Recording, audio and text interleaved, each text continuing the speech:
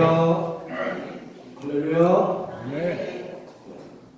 요즘 저희 교회 수요예배는 민수기를 강의하고 있는데 말씀을 묵상하고 준비하는 저에게는 또 듣는 우리 성도들에게는 큰 기쁨의 시간이 되고 있습니다.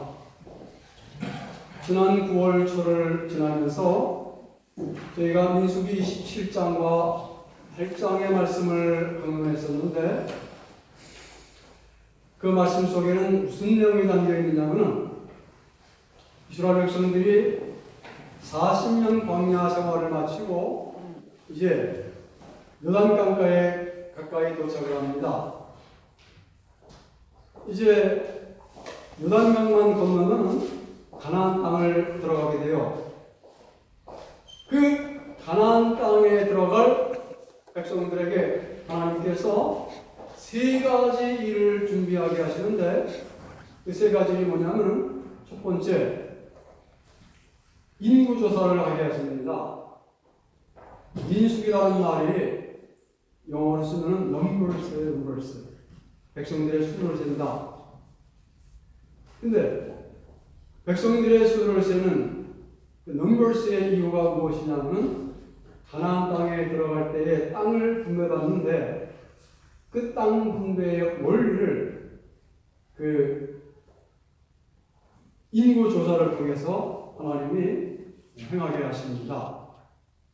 인구가 많은 족속들은 많은 땅을 차지하게 하시고 좀 적은 족속들은 좀 적게 받게 해서 모두가 다 공평하고 평화롭게 땅 분배를 이루기 위해서 물론 사람 숫자도 세긴 세겠습니다만 그런 목적 하에 인구 조사를 하게 하십니다.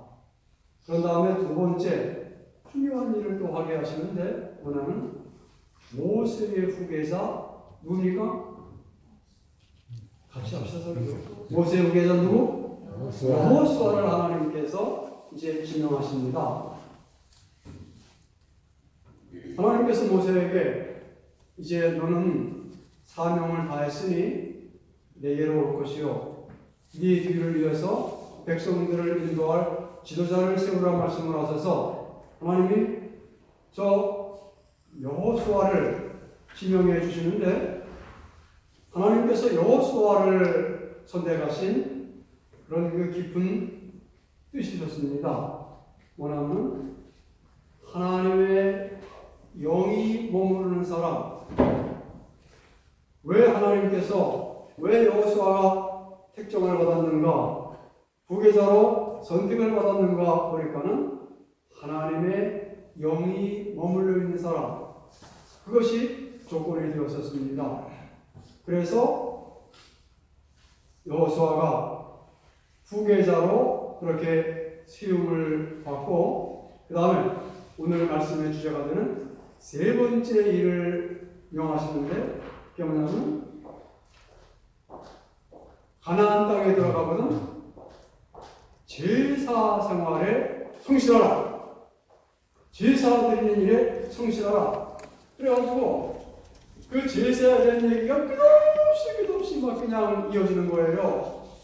그래서 아무 생각 없이 이 말씀을 대하면 도대체 이 얘기가 우리하고 무슨 상관이 있는 것이고 왜 이런 지루한 성경을 읽어야 되는 것이고 왜 이런 어려운 얘기가 성경에 있는 건가 아무 의미가 없는 것 같은데 그래서 저도 말씀을 준비하면서 이랬어요. 이걸 가지고 교인들한테 뭐라고 설교를 하지? 어떻게 설교를 하지? 그러면서 말씀을 곱씹고 묵상하고 기도하는데 깨우침을 주십니다.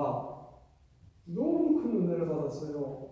그게 뭐냐면 이스라엘 백성들이 가나안 땅에 들어가면 가장 치중할 일이 무엇이냐? 백성들이 가나안 땅에 들어가서 가장 우선순위로 해야 될 일이 무엇이냐? 그것이 제사 생활이라는 것을 그 성경은 강조하고 또 강조해주고 있는 것입니다. 제사 생활이라는 것은 하나님과의 밀접한 관계를 의미하는 것이거든요.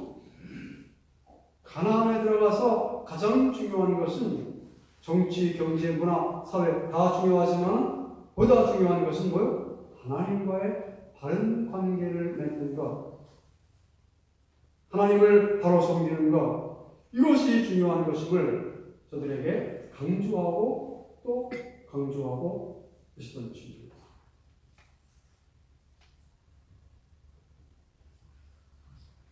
그렇습니다. 우리가 이 세상을 살고 여러 가지 많은 일을 하면서 정말 중요하고 소중한 것들이 많이 있는데, 저 가나안 땅에 들어간 이스라엘 백성들에게 참 중요한 우선순위로 제사를 강조하셨던 것처럼 우리가 그리스도인들이라고 하면 그리스도인에서 가장 중요한 것은 올바른 예배를 드리는 것입니다. 그래서 예배 생활에 성공하는 사람은 그 신앙생활의 성공자가 되고, 신앙생활의 성공자가 되는 사람들은 범사에 형통하고 인생의 성공자로 살아갈 수가 있는 것입니다. 혹간에 예배를 우습게 하는 사람들이 종종 있어요. 그죠? 내 삶의 시시한 한 그런 그 부분처럼 예배를 우습게 대하는 경향을 종종 보고야 됩니다만 굉장히 위험한 겁니다. 우리가 하나님의 일을 우습게 하면 하나님 또한 우리를 소홀하게 여기신다는 그런 말씀을 우리가 잊지 말아야 돼요. 예배를 신앙생활에서 가장 중요하고 소중한 것으로 알고 정말 올바른 예배를 드리는 그런 그 신앙적인 삶을 우리가 깊이 생각해야 되는 것입니다. 그래서 그동안에 우리의 예배 생활을 한 번쯤은 돌아봤으면 싶고, 과연 나는 정말 예배자답게 그렇게 예배에 임하고 있고, 그 예배를 통해서 하나님과의 그런 아름다운 관계와 교제를 나는 이루어가고 있는가, 한 번쯤은 묻고 지나가야 되겠다고 생각을 했습니다. 제가 목회를 이렇게 한 40년 가까이 하면서 가장 안타까운 것 중에 한 가지가 그 문제였어요. 이 소중한 예배를 성도들이 소홀하게 생각을 하고 그 예배를 온전하게 드리지 못할 때에 너무 마음이 아프고 힘들었습니다. 그래서 이제 예배를 강조하면서 이제 그런 시간들을 또 계속해서 보내야 되겠는데, 몇 가지 우리가 점검을 해봐야 되겠습니다. 첫 번째, 예배 때마다 우리 안에 거룩한 갈망을 늘 새롭게 해야만 되겠습니다. 오늘의 예배를 통해서 하나님이 주실 은혜와 축복을 기다리는 마음, 하나님의 음성을 기다리는 마음, 성령의 감동과 인도하심을 기다리는 마음, 무언가 하나님께서 오늘의 예배를 통해서 나에게 역사하실 그 축복과 은총을 기다리는 마음, 이 마음이, 갈망이 충만한 상태에서 우리가 예배를 드려야 되겠습니다. 언제든지 그래요.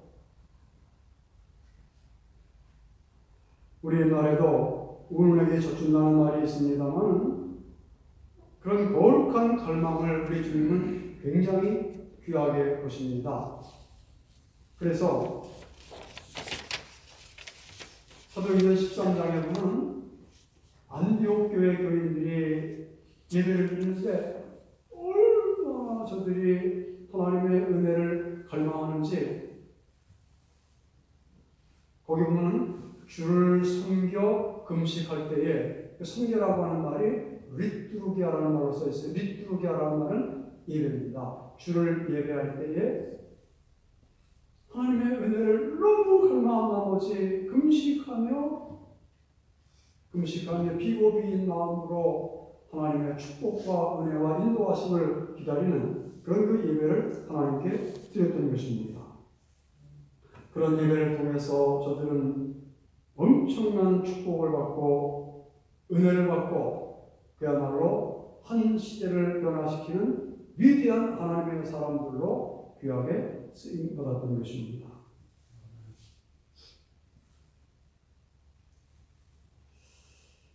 제가 남의 교단을 이야기하는 것이 좀 멋쩍어서 할까 말까 하다가 여러분에게 도움이 될까 해서 말씀을 드리는데, 제가 신학생 때 저 서대문의 어떤 교회에서 예배를 드리는데 한번 구경 한번 가보래요. 굉장하다는 거예요. 그냥 그 분위기가 얼마나 간절하고 뜨거운지 한번 가서 신학생 때 구경을 좀 해보라는 겁니다.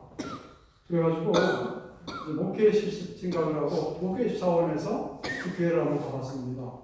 근데 한 300여 명 이상 정도가 상가 건물 비슷한 큰 건물에 모여있는데, 나는 여기가 교회인지 여기가 무슨 사람들의 얼마나 사람들이 그 간절한 열망과 찬송과 기도와 그 뜨거움으로 충만해 있던지, 이야, 이런 교회가 다 있는가? 여기서는 뭐가 일어나도 일어나겠다. 근데 그게 알고 보니까는 옛날에 순복음 중앙교회의 자식이었던 거예요.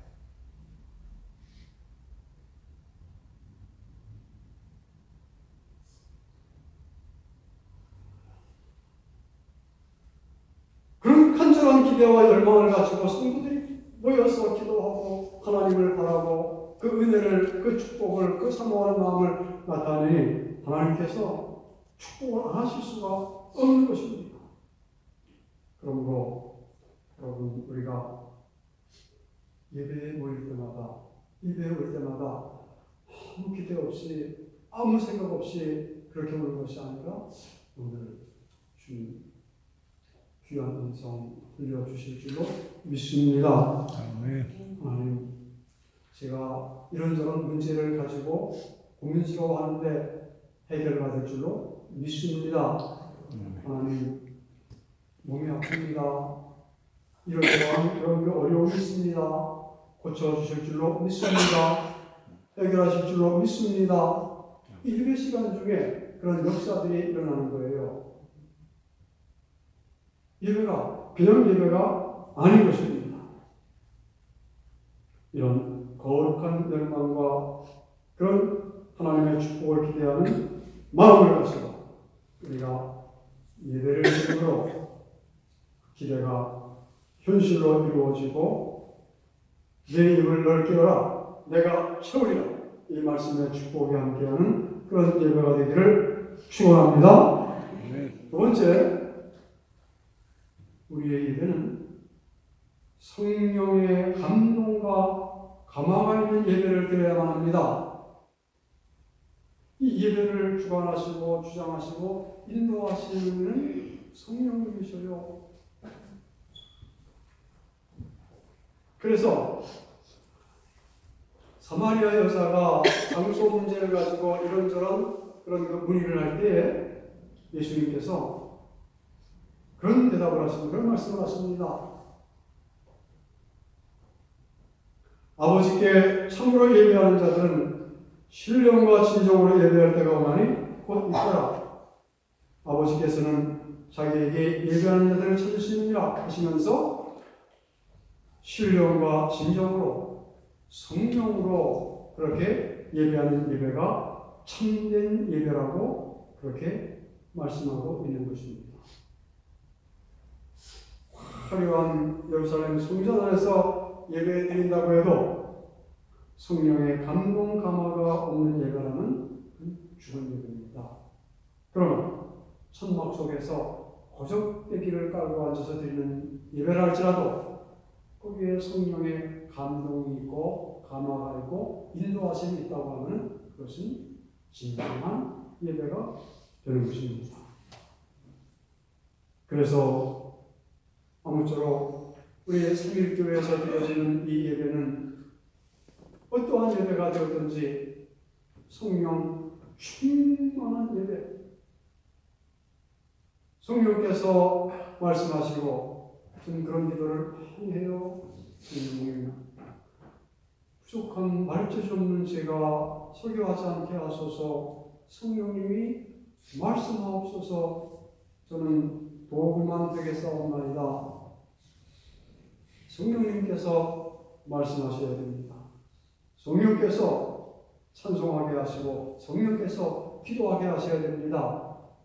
인간적인 기도가 아니라 성령께서 하게 하시는 그런 기도를 드릴 때에 우리의 기도는, 우리의 예배는 살아있는 예배, 그야말로 주님이 원하시는 온전한 예배가 될 수 있는 것입니다.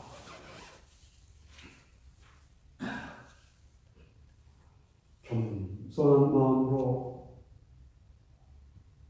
모든 허물과 죄를 내려놓고 성령님의 도우심을 구해야 되는 것입니다. 성령님은 이상하게도 죄가 있는 곳에는 역사하지 않으세요. 성결한 마음을 기뻐하십니다. 회개하고